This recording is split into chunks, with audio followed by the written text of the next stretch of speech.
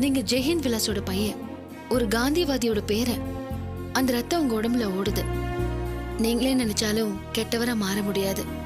நான் தான் என்னோட கோவத்தை குறைச்சுக்கணும். இல்ல சத்யா, நான் தான் என் கோவத்தை குறைச்சுக்கணும். நான் தானே உன்னை அழ வச்சிருக்கேன். இனி நீ என்னால அழ மாட்டேன். இல்ல பிரகாஷ், உங்களை புரிஞ்சுக்காம உங்க கோவம் மட்டும்தான் என் கண்ணுக்கு தெரிஞ்சது. நான் தான் உங்களை புரிஞ்சு நடந்துக்கணும். இல்ல சத்யா, நான் தான்.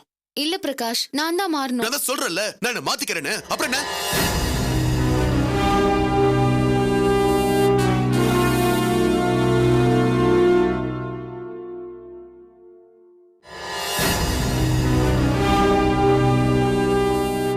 பயந்துட்டியா?